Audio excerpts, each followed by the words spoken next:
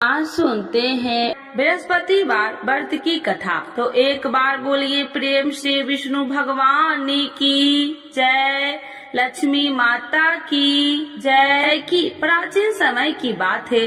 भारत वर्ष में एक राजा राज्य करता था। वह बड़ा प्रतापी और दानी था। वह नित्य गरीबों और ब्राह्मणों की सेवा सहायता करता था। वह प्रतिदिन मंदिर में भगवान दर्शन करने जाता था, लेकिन यह उसकी रानी को अच्छा न लगता।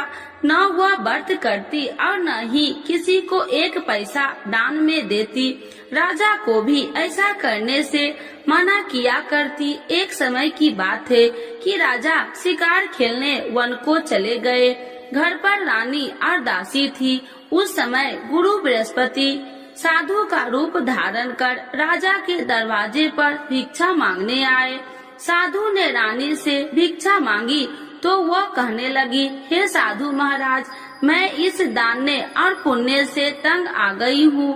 आप कोई ऐसा उपाय बताए जिससे यह सारा धन नष्ट हो जाए और मैं आराम से रह सकूं। साधु रूपी बृहस्पति देव ने कहा, हे देवी, तुम बड़ी विचित्र हो। संतान और धन से भी कोई दुखी होता है।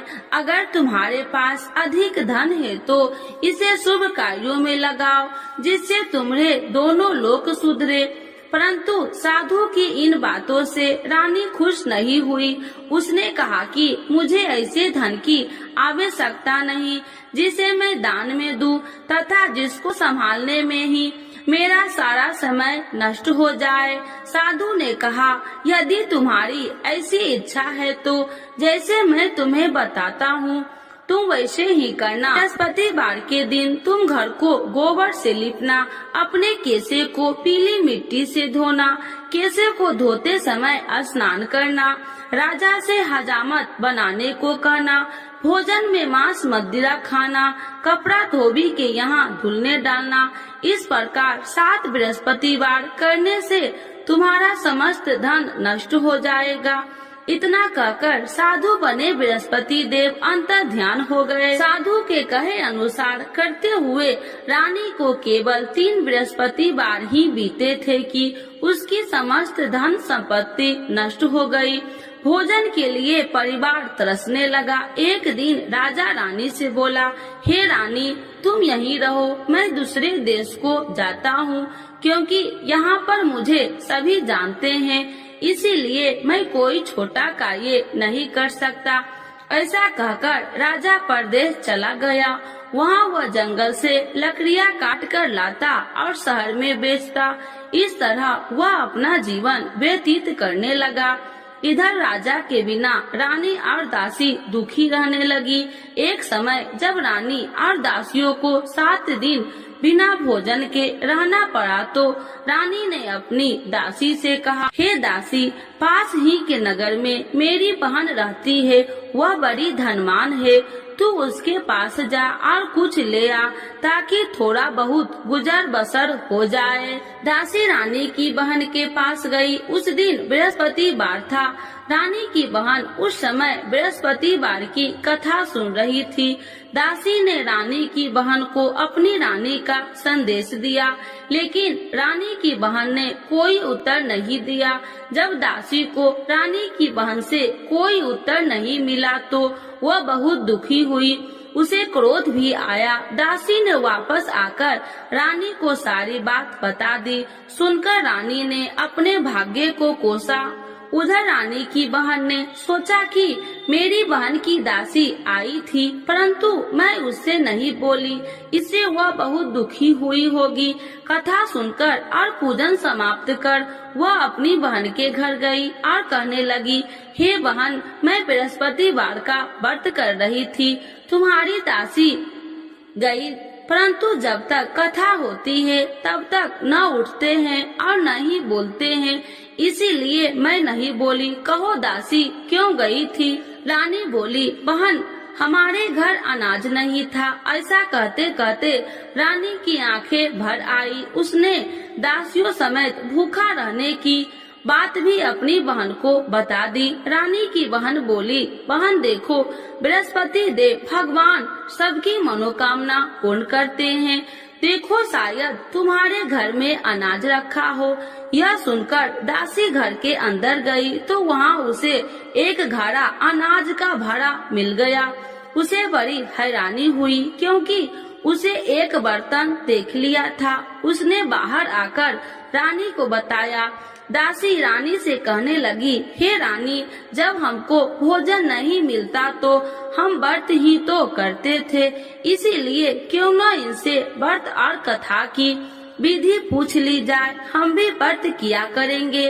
दासी के कहने पर रानी ने अपनी बहन से बृहस्पतिवार व्रत के बारे में पूछा। उसकी बहन ने बताया, बृहस्पतिवार के व्रत में चने की दाल और मुनक्का से विष्णु भगवान का केले की जड़ में पूजन करे तथा दीपक जलाए, पीला भोजन करे तथा कथा सुने। इससे गुरु भगवान प्रसन्न होते हैं, मनोकामना पूर्ण करते हैं। व्रत और पूजन की विधि बताकर रानी की बहन अपने घर लौट आई। रानी और दासी दोनों में निश्चय किया कि बृहस्पति देव भगवान का पूजन जरूर करेंगे। 7 रोज बाद जब बृहस्पतिवार आया तो उन्होंने व्रत रखा। घुड़सार में जाकर चना और गुड़ बिल लाई तथा उसकी दाल से केले की जड़ तथा विष्णु भगवान का पूजन किया। अब पीला भोजन कहाँ से लाए? दोनों बड़ी दुखी हुई, परंतु उन्होंने व्रत किया था, इसीलिए बृहस्पति देव भगवान प्रसन्न थे। एक साधारण व्यक्ति के रूप में वे दोनों थालों में सुंदर पीला भोजन लेकर आए और दासी को देकर बोली, हे दासी, यह भोजन तुम्हारे लिए और तुम्हारी रानी के लिए है, इसे तुम दोनों ग्रहण करना। दासी भोजन पाकर बहुत प्रसन्न हुई। उसने रानी को सारी बात बताई। उसके बाद से वे प्रत्येक बृहस्पतिवार को गुरु भगवान का व्रत और पूजन करने लगी। बृहस्पति भगवान की कृपा से उनके पास धन हो गया, परंतु रानी फिर पहले की तरह आलस करने लगी। तब दासी बोली, देखो रानी, तुम पहले भी इसी प्रकार आलस करती थी, तुम्हें धन रखने में कष्ट होता था, इस कारण सभी धन नष्ट हो गया। अब गुरु भगवान की कृपा से धन मिला है तो फिर तुम्हें आलस होता है। बड़ी मुसीबतों के बाद हमने ये धन पाया है, इसीलिए हमें दान पुण्य करना चाहिए। अब तुम भूखे मनुष्य को भोजन कराओ, प्याव लगवाओ, ब्राह्मणों को दान दो, कुआं, तालाब, बावड़ी आदि का निर्माण कराओ, मंदिर, पाठशाला बनाकर ज्ञान दो, कुमारी कन्याओं का विवाह करवाओ, अर्थात धन को शुभ कार्यों में खर्च करो, जिससे तुम्हारे कुल का यश बढ़ेगा तथा स्वर्ग की प्राप्ति हो और पितृ प्रसन्न हो। दासी की बात मानकर रानी शुभ कर्म में करने लगी। उसका यश फैलने लगा। एक दिन रानी और दासी आपस में विचार करने लगी कि जाने राजा किस दशा में होंगे, उनकी कोई खोज खबर भी नहीं है। उन्होंने श्रद्धा पूर्वक गुरु बृहस्पतिवार भगवान से प्रार्थना की, राजा जहाँ कहीं भी हो शीघ्र वापस आ जाए। उधर राजा परदेश में बहुत दुखी रहने लगा। वह प्रतिदिन जंगल से लकड़ियाँ बीन कर लाता और उसे शहर में बेचकर अपने दुखी जीवन को बड़ी कठिनता से व्यतीत करता। एक दिन दुखी हो अपनी पुरानी बातों को याद करके वह रोने लगा और उदास हो गया। उसी समय राजा के पास बृहस्पति देव साधु के भेष में आकर बोले, हे लकड़हारे, तुम इस सुनसान जंगल में किस चिंता में बैठे हो, मुझे बतलाओ। यह सुन राजा के नेत्रों में जल भर गया और साधु की वंदना कर राजा ने अपनी संपूर्ण कहानी सुना दी। महात्मा दयालु होते हैं। वे राजा से बोले, हे राजा, तुम्हारी पत्नी ने बृहस्पति देव के प्रति अपराध किया था, जिसके कारण तुम्हारी यह दशा हुई। अब तुम चिंता मत करो, भगवान तुम्हें पहले से अधिक धन देंगे। देखो, तुम्हारी पत्नी ने बृहस्पतिवार का व्रत प्रारंभ कर दिया है। अब तुम भी बृहस्पतिवार का व्रत करके चने की दाल व गुड़ जल के लोटे में डालकर केले का पूजन करो। फिर कथा कहो या सुनो, भगवान तुम्हारी सब मनोकामनाओं को पूर्ण करेंगे। साधु की बात सुनकर राजा बोले, हे प्रभु, लकड़ी बेचकर तो इतना पैसा भई नहीं बचता जिससे भोजन के उपरांत कुछ बचा सकूं। मैंने रात्रि में अपनी रानी को व्याकुल देखा है। मेरे पास कोई साधन नहीं जिससे उसका समाचार जान सकूं। फिर मैं कौन सी कहानी कहूँ, यह भी मुझको मालूम नहीं। साधु ने कहा, हे राजा, मन में बृहस्पति भगवान के पूजन व्रत का निश्चय करो, वे स्वयं तुम्हारे लिए कोई राह बना देंगे। बृहस्पतिवार के दिन तुम रोजाना की तरह लकड़ियाँ लेकर शहर में जाना। तुम्हें रोज से 2 गुना धन मिलेगा, जिससे तुम भली भांति भोजन कर लोगे तथा बृहस्पति देव की पूजा का सामान भी आ जाएगा। धीरे धीरे समय व्यतीत होने पर फिर बृहस्पतिवार का दिन आया। राजा जंगल से लकड़ियाँ काटकर शहर में बेचने लगा। उसे उस दिन और 2 दिनों से अधिक धन मिला। राजा ने चना गुड़ आदि लाकर बृहस्पतिवार का व्रत किया। उस दिन से उसके सभी कलेश दूर हुए। परंतु जब अगले गुरुवार का दिन आया तो वह बृहस्पतिवार का व्रत करना भूल गया। इस कारण बृहस्पति भगवान नाराज हो गए। उस दिन उस नगर के राजा ने विशाल यज्ञ का आयोजन किया था तथा अपने समस्त राज्यों में घोषणा करवा दी कि सभी मेरे यहाँ भोजन करने आवे, किसी के घर चूल्हा न जले। इस आज्ञा को जो न मानेगा उसको फांसी दे दी जाएगी। राजा की आज्ञा अनुसार राज्य के सभी वासी राजा के भोजन में सम्मिलित हुए, लेकिन लकड़हारा कुछ देर से पहुंचा, इसीलिए राजा को उसको अपने साथ महल में ले गए। जब राजा लकड़हारे को भोजन करा रहे थे तो रानी की दृष्टि उस खूंटी पर पड़ी जिस पर उसका हार लटका हुआ था। उसे हार खूंटी पर लटका दिखाई नहीं दिया। रानी को निश्चय हो गया कि मेरा हार इस लकड़हारे ने चुरा लिया है। उसी समय सैनिक बुलाकर उसको जेल में डलवा दिया।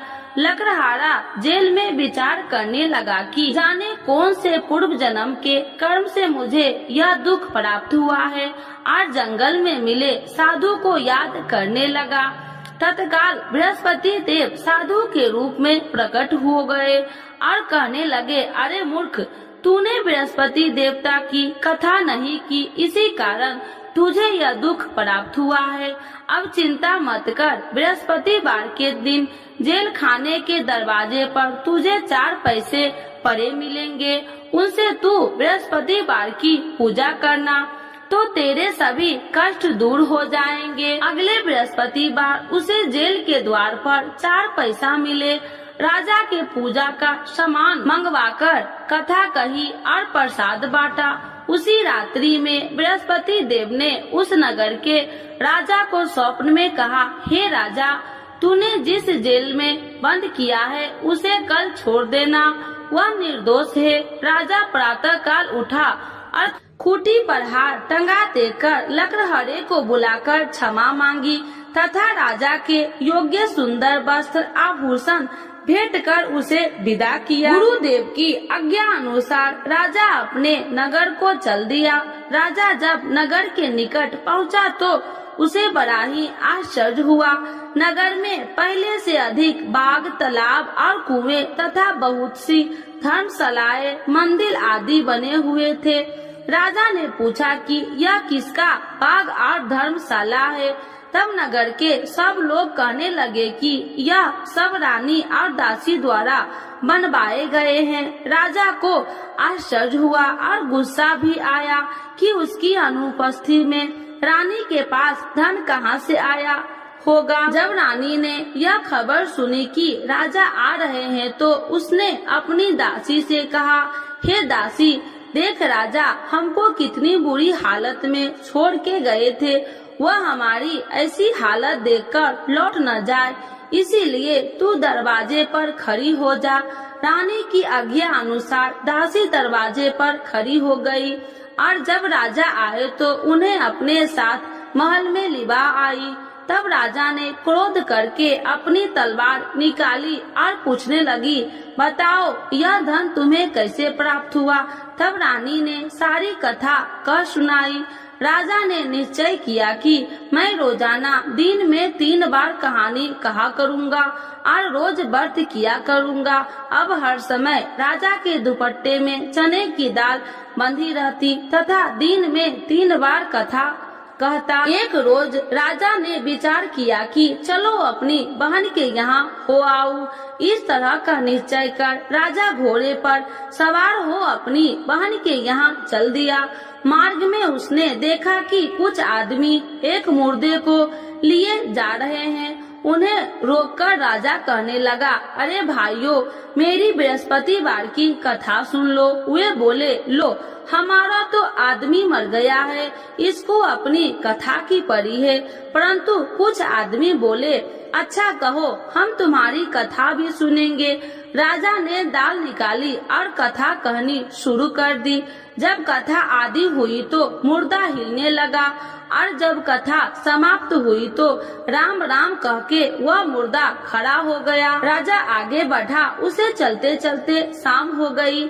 आगे मार्ग में उसे एक किसान खेत में हल चलाता मिला। राजा ने उसे कथा सुनने का आग्रह किया, लेकिन वह नहीं माना। राजा आगे चल पड़ा। राजा के हटते ही बैल पछाड़ खाकर गिर गए तथा किसान के पेट में बहुत जोर से दर्द होने लगी। उसी समय किसान की माँ रोटी लेकर आई। उसने जब देखा तो अपने पुत्र से सब हाल पूछा। बेटे ने सभी हाल बता दिया। बुढ़िया दौड़ी दौड़ी उस घुड़सवार के पास पहुँची और उसने बोली, मैं तेरी कथा सुनूंगी, तू अपनी कथा मेरे खेत पर ही चलकर कहना। राजा ने लौटकर बुढ़िया के खेत पर जाकर कथा कही, जिसके सुनते ही बैल खड़े हो गए तथा किसान के पेट का दर्द भी बंद हो गया। राजा अपनी बहन के घर पहुंच गया। बहन ने भाई को खूब मेहमानबाजी की। दूसरे रोज प्रातः काल राजा जागा तो वह देखने लगा कि सब लोग भोजन कर रहे हैं। राजा ने अपनी बहन से जब पूछा, ऐसा कोई मनुष्य नहीं है जिसने भोजन नहीं किया हो, जो मेरी बृहस्पतिवार की कथा सुन ले। बहन बोली, हे भैया, यह देश ऐसा ही है। यहाँ लोग पहले भोजन करते हैं, बाद में कोई अन्य काम करते हैं। फिर वह एक कुम्हार के घर गई, जिसका लड़का बीमार था। उसे मालूम हुआ कि उसके यहाँ 3 दिन से किसी ने भोजन नहीं किया है। रानी ने अपने भाई की कथा सुनने के लिए कुम्हार से कहा। वह तैयार हो गया। राजा ने जाकर बृहस्पतिवार की कथा कही, जिसको सुनकर उसका लड़का ठीक हो गया। अब तो राजा को प्रशंसा होने लगी। एक दिन राजा ने अपनी बहन से कहा, हे बहन, अब मैं अपने घर जाऊंगा, तुम भी तैयार हो जाओ। राजा की बहन ने अपनी सास से अपने भाई के साथ जाने की आज्ञा मांगी। सास बोली, हाँ चली जा, मगर अपने लड़कों को मत ले जाना, क्योंकि तेरे भाई के कोई संतान नहीं है। बहन ने अपने भाई से कहा, हे भैया, मैं तो चलूंगी, मगर कोई बालक नहीं चलेगा। अपनी बहन को भी छोड़कर दुखी मन से राजा अपने नगर को लौट आया। राजा ने अपनी रानी से सारी कथा बताई और बिना भोजन किए वह सैया पर लेट गया। रानी बोली, हे प्रभु, बृहस्पति देव ने हमें सब कुछ दिए हैं, वे हमें संतान अवश्य देंगे। उसी रात बृहस्पति देव ने राजा को स्वप्न में कहा, हे राजा, उठ, सभी सोच त्याग दे, तेरी रानी गर्भवती है। राजा को यह जानकर बड़ी खुशी हुई। 9वें महीने में रानी के गर्भ से एक सुंदर पुत्र पैदा हुआ। तब राजा बोला, हे रानी, स्त्री बिना भोजन के रह सकती है, परंतु बिना कहे नहीं रह सकती। जब मेरी बहन आए तो तुम उससे कुछ मत कहना। रानी ने हाँ कर दी। जब राजा की बहन ने यह शुभ समाचार सुना तो वह बहुत खुशी हुई तथा बधाई लेकर अपने भाई के यहाँ आई। रानी ने तब उसे आने का उलाहना दिया। जब भाई अपने साथ ला रहे थे तो तब टाल गई, उनके साथ न आई और आज अपने आप भागी भागी बिना बुलाए आ गई।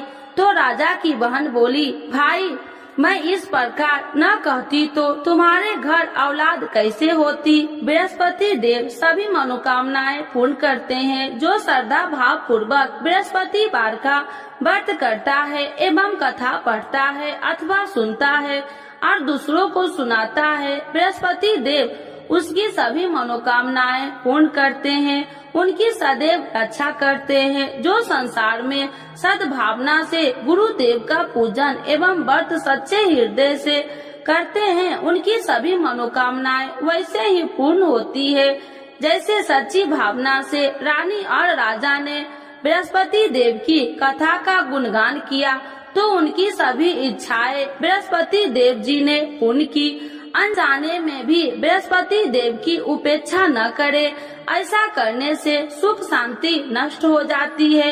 इसीलिए सबको कथा सुनने के बाद प्रसाद लेकर जाना चाहिए। हृदय से उनका नमन करते हुए जयकारा बोलना चाहिए। तो एक बार बोलिए प्रेम से, बृहस्पति भगवान की जय, विष्णु भगवान की जय, लक्ष्मी माता की जय। आरती श्री बृहस्पति देव की। ओम जय बृहस्पति देवा, स्वामी जय बृहस्पति देवा, छीने छीने भोग लगाऊं, छीने छीने भोग लगाऊं, कदली फल में बा। ओम जय बृहस्पति देवा, तुम्हें पूरन परमात्मा, तुम्हें अंतर्यामी, स्वामी तुम्हें अंतर्यामी, जगत पिता जगदीश्वर, जगत पिता जगदीश्वर, तुम्हें सबके स्वामी। ओम जय बृहस्पति देवा, चरणामृत निज निर्मल, सब पातक हरिता, स्वामी सब पातक हरिता, सकल मनोरथ दायकी, सकल मनोरथ दायकी, कृपा करो भरता। ओम जय बृहस्पति देवा, तन मन धन अर्पण कर, जो जन शरण परे, स्वामी जो जन शरण परे, प्रभु प्रकट तब हो करे, प्रभु प्रकट तब हो कर, आकर द्वार खड़े। ओम जय बृहस्पति देवा, दीन दयाल दयानिधि, भक्तन हितकारी, स्वामी भक्तन हितकारी, पाप दोष सब हरिता, पाप दोष सब हरिता, भव बंधन हारी। ओम जय बृहस्पति देवा, सकल मनोरथ दायकी, सब संशय तारो, स्वामी सब संशय तारो, विषय विकार मिटाओ, विषय विकार मिटाओ, संतन सुखकारी।